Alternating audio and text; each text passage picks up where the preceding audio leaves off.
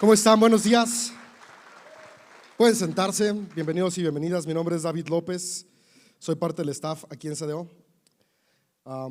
Si tienes 5 meses o menos viniendo a CDO, había estado en un sabático hace 5 meses y una semana que comencé el sabático. Cuando lo inicié les platiqué que iba a ser un mínimo de 4 meses y se podía extender hasta un año. Las cosas han ido fluyendo, ha sido un tiempo refrescante de descanso, de aprendizaje, y durante las distintas pláticas que estuvimos teniendo, mi pastor, que es nuestro pastor, que es mi papá, y su servidor, estuvimos viendo como que podía ser momento de regresar, de retomar algunas de las responsabilidades que tengo por acá. Y la verdad, para mí es un gusto estar haciendo una de mis cosas favoritas en la vida, que es hacer iglesia y poder inspirarnos juntos y juntas a vivir la vida que Jesús nos inspiró, una vida movida por amor. Así que estoy muy feliz de estar acá con ustedes. Y estamos en nuestra serie Batalla Espiritual. Hoy vamos a ver la parte 2 de esta serie, y es una serie que tiene la finalidad de concientizar qué es lo que nos mueve. La palabra espíritu viene de la palabra neuma. Neuma, de hecho, una palabra que todos conocemos es neumático, viene de esa misma raíz. El neumático es lo que mueve a los vehículos. Y el neuma es esto que nos mueve a ti y a mí.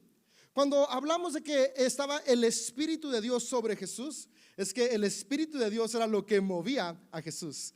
Cuando en Génesis vemos que el Espíritu de Dios fue lo que le dio vida al ser humano, lo que quiere decir es que lo que nos mueve es el Espíritu divino.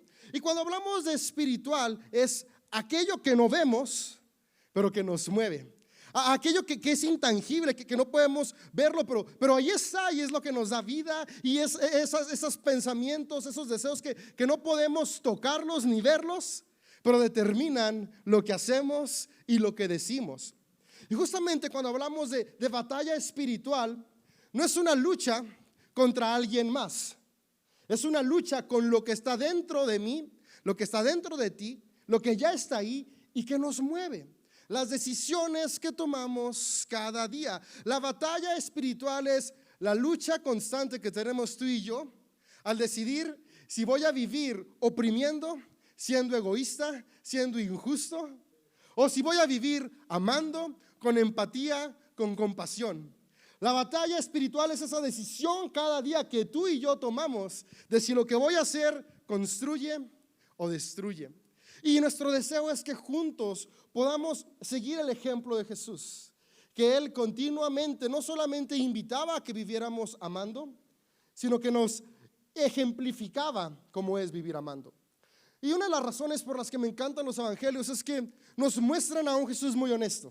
Y podemos ver a un Jesús que tenía emociones, se enojaba, se entristecía, de repente le ganaba el carácter, pero no vivía dominado por aquello que destruye, sino que constantemente Él cambiaba las cosas y avanzaba hacia lo que construye. Y al final de cuentas, esta es la invitación que Él nos hace, que cada día tú y yo podamos ser conscientes de ello. Algo que vemos constantemente en los evangelios es a Jesús apartándose para estar a solas. Y esto que Él hacía estando a solas era meditar u orar.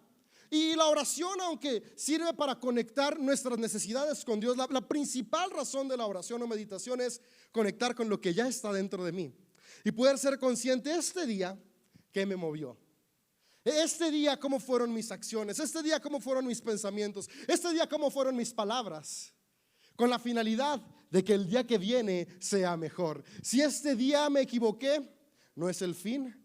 Hay un como pequeño poema que está dentro de la Biblia que dice: cada día es una nueva oportunidad. La misericordia de Dios, las oportunidades de Dios cada día son nuevas. Así que si tú y yo tomamos tiempo para examinar nuestras acciones, el día siguiente puede ser mejor. Y esa es la intención, que cada día nos demos el tiempo para poder tener esta pelea interna para que el amor gane y el amor venza.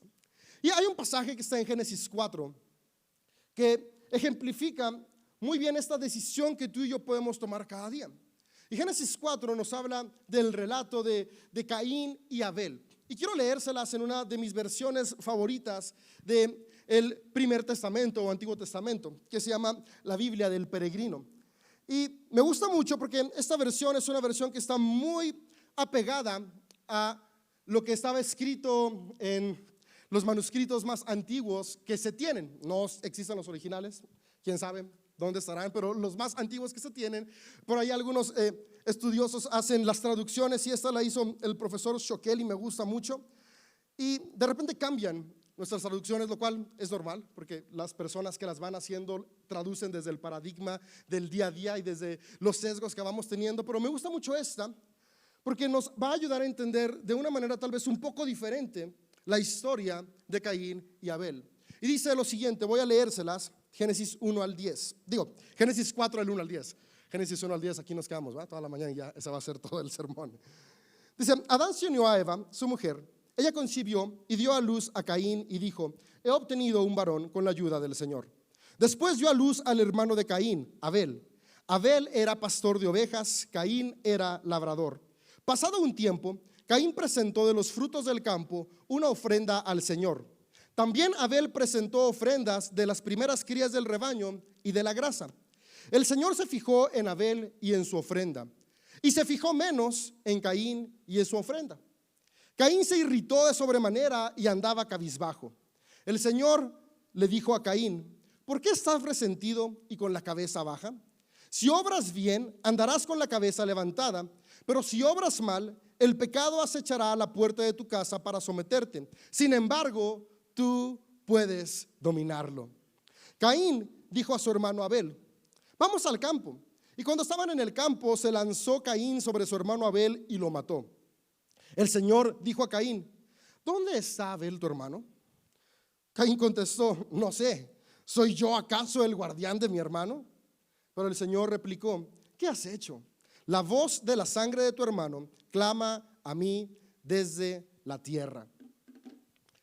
Y la pregunta en la que quisiera que nos centráramos el día de hoy es la pregunta que le hace Dios a Caín, y le dice: ¿dónde está tu hermano?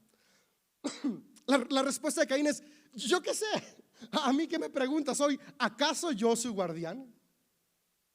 Y Jesús le preguntó, Dios le preguntó a Caín: ¿dónde está tu hermano? Porque Dios esperaba que realmente Caín fuera guardián de su hermano y Abel fuera guardián de Caín, porque tú y yo fuimos creados para vivir en comunidad, una comunidad en la cual nos cuidamos unos a otros. Y la respuesta de Caín es: ¿sabes qué? A mí no me importa mi hermano, me importa tampoco que hasta lo maté.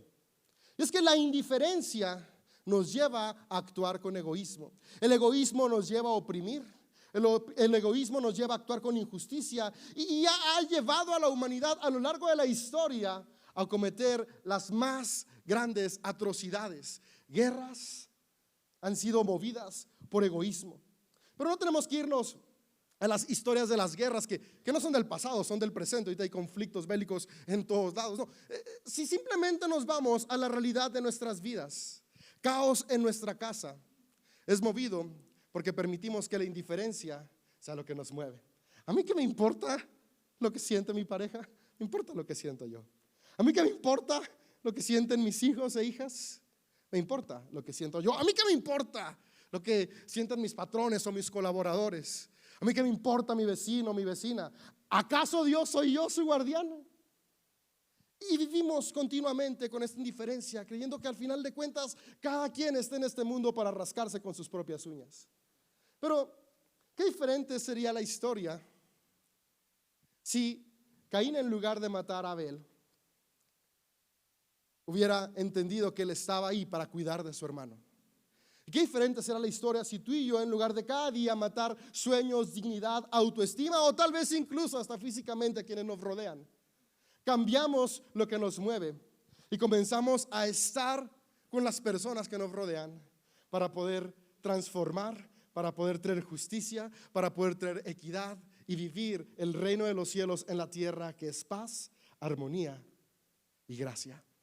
Qué diferente sería. Y en esta historia encontramos algunos aspectos que antes de que a Caín le ganara el enojo, el egoísmo y la ira, él pudo haber reflexionado y cambiado. Y hoy yo quisiera que estos tips se vayan en nuestro corazón para que podamos, esta batalla continua que podemos tener en nuestros pensamientos y acciones, ganarla del lado del amor. Y en el relato hay tres aspectos que quisiera que hoy nos lleváramos. Y lo primero es esta parte, ¿no? Estamos llamados a poder cuidar unos de otros, no a destruirnos unos a otros. Y el punto número 1 que quisiera que hoy nos lleváramos es: ante la vida, ante las reacciones de lo que sucede a nuestro alrededor, tenemos dos opciones. Una es la colaboración o la comparación. Cada día tenemos esta pequeña batalla espiritual. ¿Qué me va a mover?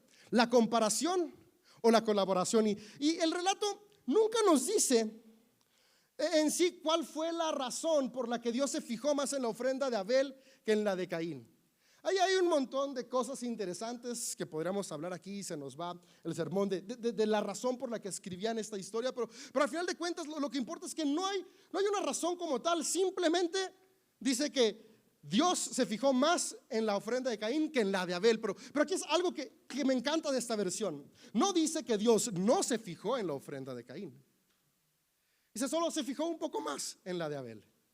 ¿Por qué razón? No sabemos. Y si somos honestos, en la vida suceden circunstancias que a veces no entendemos. ¿Por qué mi vecino gana más que yo? No sé. ¿Por qué a mi hermano le va mejor en matemáticas que a mí? Si somos el mismo papá y la misma mamá, ¿qué onda? ¿Por qué a mi hermana se le da mejor el soccer y yo ni de chiste puedo patear un balón? ¿Y por qué en tal país viven mejor? ¿Y por qué? Y empezamos a buscar el porqué de las cosas que suceden y a llenarnos de envidia, de rencor, de enojo, de molestia, y empezamos a compararnos. Hay cosas que no tienen respuesta, no lo sabemos por qué. A veces me encantaría decir tiene más porque trabaja más, pero hay gente que trabaja muchísimo y tiene menos. A veces me gustaría decir es mejor para el fútbol porque no sé, tomó ácido fólico de cierta marca la mamá y con el que no sabe fútbol se le olvidaba cada tercer día tomárselo. Pero tampoco es eso. Hay cosas que no sabemos, así como no sabemos porque el relato nos dice que Dios se fijó más en la ofrenda de Abel que en la ofrenda de Caín.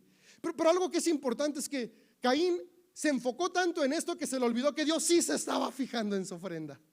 Por eso me encanta esta versión, porque no dice no se fijó, dice se fijó más en la de Abel que en la de Caín, pero se estaba fijando. ¿Cuántas veces por estarnos comparando ignoramos que sí hay también mucho en nosotros?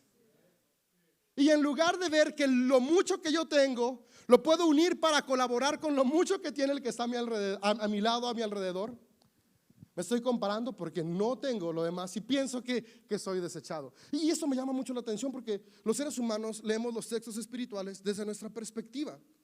Y ve cómo se hizo el teléfono descompuesto. De la versión más antigua de Caín, Dios se fijó menos en la ofrenda de Caín que en la de Abel. Así leemos una de mis traducciones favoritas, que es la NTV, que han pasado varios por muchas traducciones de la traducción, y Dios no se fijó en la ofrenda de Caín. Hay mucha diferencia, ¿no? Y es que esto es lo que nos pasa cuando hacemos juicios de valor movidos por egoísmo. Terminamos viendo lo que el egoísmo nos lleva a ver en lugar de lo que el amor está haciendo. Y esa es una batalla que tú y yo estamos llamados a pelear cada día, porque es imposible no sentir envidia, porque somos humanos. Pero sí es posible ganar la batalla para que la envidia no se vuelva rencor, no se vuelva avaricia. Yo puedo sentir envidia, pero luchar en mi interior y decir esta envidia no se va a convertir en avaricia. La avaricia es el deseo insano de lo que alguien más tiene o es. La envidia es quiero eso, pero entiendo y valoro que yo tengo otras cosas y dejo que la envidia se vaya. La avaricia es no quiero que la envidia se vaya, quédate aquí y vamos a ser infelices y hacer infelices a los que nos rodean. Y es esta cuestión importante, amigo, amiga. Todo comienza con cómo estamos viendo lo que nos rodea. El día de hoy, que tú y yo podamos elegir colaborar en lugar de comparar. Y eso es algo que podemos iniciar desde hoy. Qué diferente hubiera sido si Caín, en lugar de compararse con Abel, hubiera colaborado y hubiera dicho: mira, Abel, tú ya tienes ahí las borreguitas para la barbacoa, yo acá tengo las verduras para hacer la salsa, unos chiles, unos tomates, un cilantro, tengo el maíz para hacer las tortillas, vamos a hacer un festín. No tengo los borregos que tú tienes, pero sí tengo algo diferente que tú no tienes, que ni te hace mejor ni me hace mejor, nos complementa. ¿Ves? ¿Qué tal si empezamos a ver así la vida con los que nos rodean? ¿Sabes qué? Sí, a mí no me sale jugar fútbol, pero me sale bien tomar fotos de fútbol. Tú anotas los goles y yo te hago famoso en Instagram. ¿Ah? A mí no me salen las matemáticas, pero me va muy bien en la ortografía. Tú llevas las cuentas de la casa y yo reviso los mensajes de texto para que no salgan tonterías. Colaboramos, crecemos, avanzamos y en lugar de vivir oprimiendo, vivimos construyendo. Y continúa el relato con el segundo punto que quiero que hoy nos llevemos en nuestra mente y corazón. Y es, tú puedes dominarlo. ¿Por qué no decimos juntos, yo puedo dominarlo? Y eso me encanta porque quien lo dice es Dios a Caín. O sea, Dios le dice a Caín, hey, Caín, yo sé que estás cabizbajo. Yo sé que tienes estas emociones negativas. No lo juzga por sentirse mal. Lo que le dice es, cuidado con cómo te sientes, porque si dejas que estas emociones negativas avancen, estas emociones negativas traen pecado. Y lo que es pecado es cualquier cosa que nos desvíe de nuestro propósito.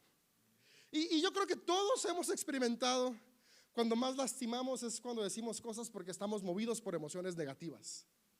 Yo trabajo mucho con mis hijas porque mis hijas están chiquitas, están aprendiendo y he aprendido a ser empático. Digo, si yo de 35 años, 34, todavía faltan meses para llegar a 30, si de 34 años me cuesta trabajo controlar mis emociones, a veces yo las veo, ¿por qué se pelean? Y digo, pues porque claro, están aprendiendo.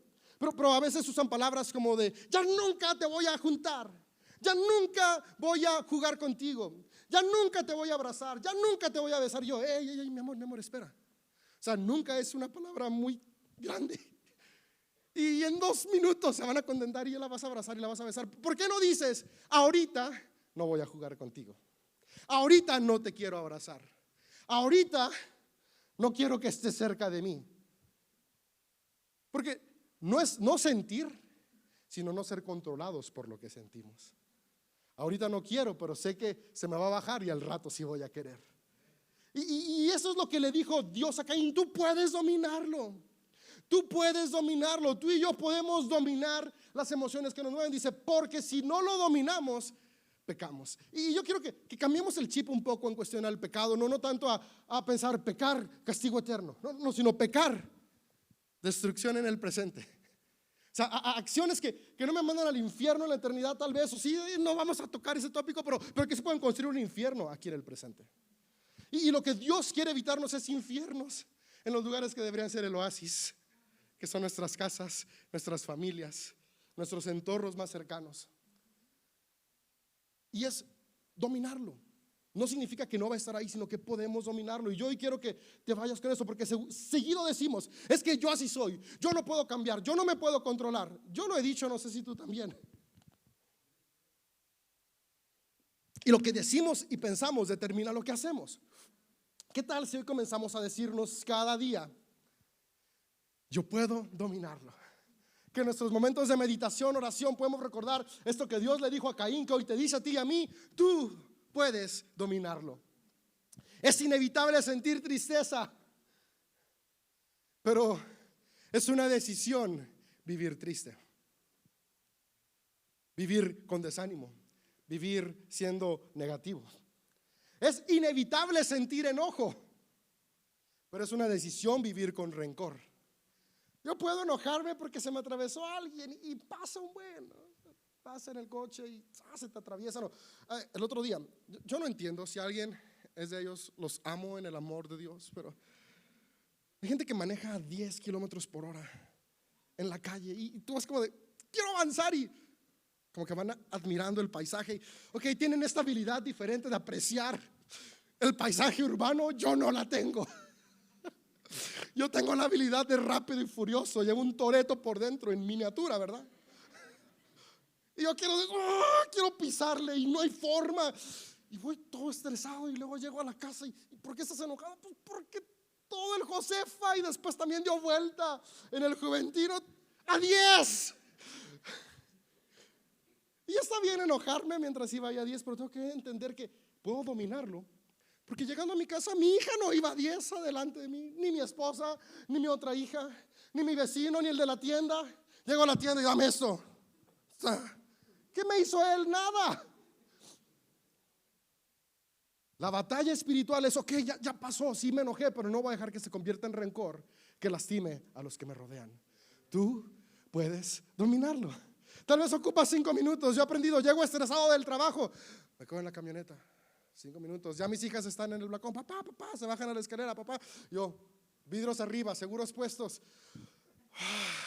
2 minutos, ya. Acá está, papá. Estaba enojado, pero no con ustedes. Tú puedes dominarlo. Dios le dijo eso a Caín y Caín lo ignoró. Y dejó que un enojo, que una comparación natural, porque quiero que eso se vaya a nuestra mente. Es natural sentirlo, pero no es natural que nos mueva. Porque no fuimos creados por el aliento del egoísmo. Lo que nos da vida es el aliento de Dios, y el aliento de Dios es el amor. Fuimos creados para vivir movidos por amor. Entonces sentimos emociones negativas, pero tú y yo podemos decidir, dentro de mí está esa esencia divina, este Espíritu Santo que me lleva a amar. Y sí me enojé, pero no tengo rencor. Sí sentí tristeza, pero no vivo en negatividad. Sí sentí envidia, pero no vivo con avaricia. Tú puedes dominarlo. ¿Cuántas injusticias se evitarían en nuestras casas, en nuestras ciudades, en nuestro mundo, si escucháramos este consejo divino? Tú puedes dominar lo que sientes. Y me encanta porque no lo sientas. Dios no le dijo a Caín, no sientas eso. Es domina lo que sientes. Y esa es la batalla espiritual que tú y yo enfrentamos cada día. ¿Qué voy a hacer con aquello que estoy sintiendo hoy?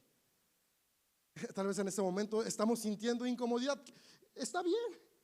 Yo sí, honestamente, dar este mensaje me incomoda porque soy alguien egoísta y alguien intolerante y alguien que está aprendiendo. Pero al final de cuentas es, ¿qué voy a hacer con esta incomodidad? ¿Amargarme? O decir, ok, voy a trabajar en mí para que el amor sea lo que me mueva y cada día mi vida y mi entorno sea mejor. Por último, en esta historia, el tercer punto que quiero que nos llevamos es empatía y compasión son salvación. Empatía y compasión son salvación. Le dice el Señor a Caín, y con esto, con lo que inicié, cierro. Son 5 minutos, ¿no? ¿En dónde está Abel tu hermano? Dice, no sé, ¿soy yo acaso el guardián de mi hermano? Pero el Señor replicó, ¿qué has hecho? La voz de la sangre de tu hermano clama a mí desde la tierra. Hay una lucha todos los días que es la indiferencia contra la empatía. A veces creemos que ser indiferentes no trae consecuencias. Pero Dios le dice, la voz de la sangre de tu hermano está clamando. La voz de la opresión de tus hijos e hijas está clamando. La voz de la opresión de tu esposo o esposa está clamando. Y tal vez tú dices ahorita, yo no maté a nadie en mi familia. Es más, ni siquiera he matado al vecino molestoso, que ganas tengo, pero no lo he hecho. No he matado a nadie. Pero me encanta como Jesús, que es nuestro ejemplo a seguir, dijo en un momento que al final de cuentas dijo, les han dicho en la ley de Moisés que matar estaba mal, pero yo les digo que aún el que se enoja ha matado. Y estas son las partes que no son para condenarnos. Yo siempre quiero animarte, cuando leamos los textos espirituales, no es para condenarnos, es para inspirarnos. Y esta parte que nos concientiza de, a ver, espérate, el enojo, las emociones negativas sí me han llevado tal vez a matar, no personas, pero sueños, relaciones, autoestima, esperanza. Y esa sangre de esos sueños rotos, de esas relaciones rotas, de esa autoestima rota, clama constantemente y Dios le escucha. Y hoy la invitación es que tú y yo escuchemos ese clamor para que dejemos de ser hombres y mujeres que vierten sangre, para ser hombres y mujeres que tienen empatía para restituir todo aquello que se ha roto. Que tal vez sí en el pasado rompimos sueños, pero hoy los comenzamos a reconstruir. Tal vez en el pasado rompimos la autoestima de quienes nos rodean, pero hoy comenzamos a construirla. Tal vez en el pasado éramos personas que vivíamos movidos por egoísmo, pero hoy decidimos que vamos a ganar la batalla y vamos a comenzar vivir movidos por amor, vividos. ¿Ah? Y eso le dice Dios a Caín, y que hoy tú y yo podamos cambiar la historia que se está escribiendo todavía. Y en lugar de decir, ¿acaso soy yo el guardián? Cuando venga Dios y diga, ¿y dónde está tu hermano? Dirá, sí, se me olvidó, ¿cierto? Sí, me ganó el egoísmo, pero no voy a dejar que se convierta en avaricia. Sí, yo soy responsable de él o de ella. ¿Dónde está tu hermano? Sí, me ganó el enojo y dije cosas que no tenía que decir. Okay. En el momento pido perdón y cambio mis palabras.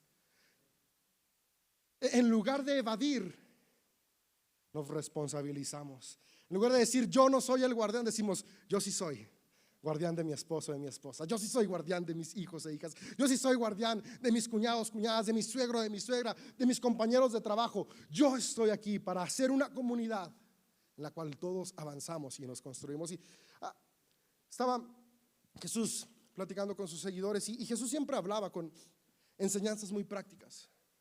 Y al final de cuentas le está diciendo a sus seguidores qué es lo que nos salva. Y dice Mateo 25, a partir del verso 31. Cuando el Hijo del Hombre venga en su gloria, es Jesús hablándole a las personas, acompañado por todos los ángeles, entonces se sentará sobre su trono glorioso. Todas las naciones se reunirán en su presencia y él separará a la gente como un pastor separa las ovejas de las cabras. Pondrá las ovejas a su derecha y las cabras a su izquierda. Entonces el rey dirá a los que estén a su derecha: vengan, ustedes son benditos de mi Padre, hereden el reino preparado para ustedes desde la creación del mundo, pues siguieron todos los dogmas y doctrinas, creían súper bien la unicidad de la deidad o la Trinidad, jamás se dejaron ir creyendo por otras tradiciones o religiones, fueron personas que se vestían tal como decían los dogmas y tradiciones, fueron hombres y mujeres que nunca escucharon a Bad Bunny. Por eso vengan y disfruten el reino de los cielos. No. Dice, porque tuve hambre y me alimentaron, tuve sed y me dieron de beber, fui extranjero y me invitaron a su hogar, estuve desnudo y me dieron ropa, estuve enfermo y me cuidaron, estuve en prisión y me visitaron. Entonces estas personas justas responderán: Señor, ¿en qué momento te vimos con hambre y te alimentamos? O sea, Jesús, tú eras el que multiplicaba los panes. ¿Qué estás diciendo? O con sed. O sea, tú eres el que dices que eres el agua viva. ¿Cómo ahora nos vienes a decir que tenías sed? Y te dimos algo de beber. O como extranjero y te brindamos hospitalidad. O te vimos desnudo y te dimos ropa. O te vimos enfermo o en prisión y te visitamos. Y el rey dirá: les digo la verdad, cuando hicieron alguna de estas cosas al más insignificante de estos, mis hermanos, me lo hicieron a mí. Cuando tú y yo hacemos o no hacemos a quienes nos rodean, lo hacemos a Dios. Porque tú y yo fuimos creados a imagen de Dios. Porque a ti y a mí nos mueve la esencia de lo que es Dios. Cuando tú y yo podemos comenzar a ver a nuestros semejantes desde esta realidad, cambian las cosas. Si tuviéramos a Jesús hoy enfrente, le diríamos lo que le decimos a nuestra pareja, a nuestros hijos, hijas, vecinos, hermanos, enemigos. Yo creo que no. Y esa misma imagen que estaba en Jesús está en ti, en mí y en quienes te rodean. Después dice lo siguiente, este mismo verso: entonces el rey se dirigió a los de la izquierda y les dijo: fuera de aquí ustedes, malditos, al fuego eterno preparado para el diablo y sus ángeles. Y aquí con fuego eterno se refiere al Gaena, que era el basurero que estaba fuera de Jerusalén. Y era eterno porque como siempre estaba quemando basura, porque en aquel entonces no, incluso hoy en día no está el relleno, solo que no nos damos cuenta porque está más afuera todavía. Pero era lo mismo, era el relleno sanitario de Jerusalén. Y dice: váyanse allá porque están quemando las oportunidades de vida. Pero fíjate a quienes, ¿qué es lo que les dice? Pues tuve hambre y no me alimentaron. No dice: váyanse al fuego eterno porque traían tatuajes y predicaban así, porque usaban skinny jeans. No. porque sonaba una cumbia y de repente se les movía la cadera. No, no, no. Dice, porque tuve hambre y no me dieron de comer, porque tuve sed y no me dieron agua, porque estaba extranjero y no me acogieron, porque fueron indiferentes. ¿Sabes? Salvación no se alcanza a través de dogmas y doctrinas, se alcanza a través de empatía y compasión. Porque la salvación que Jesús ofrece es la salvación del presente que siembra para lo eterno. Y con eterno no nos vayamos únicamente a pensar a lo que sigue después de esta vida, sino a lo que sigue en las generaciones que estamos dejando. ¿Sabes? Hoy mucho de lo que vivimos es el resultado de la indiferencia de siglos. ¿Qué tal si hoy comenzamos a sembrar compasión y empatía para los siglos que vienen por delante? Y así como la empatía y compasión que Jesús sembró hoy está resonando en nuestras vidas. Por eso estamos acá hoy tú y yo, porque 2000 años después sigue resonando ese amor de Jesús. Jesús también dijo, mayores cosas que yo harán. Eso es para cada uno de los que estamos acá y cada persona que nos ve en línea y que hoy escuche el mensaje de que hay amor en nosotros. Esa mayor cosa es, si lo que hizo Jesús hoy resuena, lo que tú y yo hacemos puede resonar en 2000 años más. Vamos a sembrar los cimientos de una sociedad justa, que el reino de los cielos venga a la tierra, porque tú y yo sembramos compasión y empatía, porque cada día decidimos ganar la batalla espiritual, donde no dejamos que el egoísmo nos ganara, sino que el amor sea lo que nos mueve.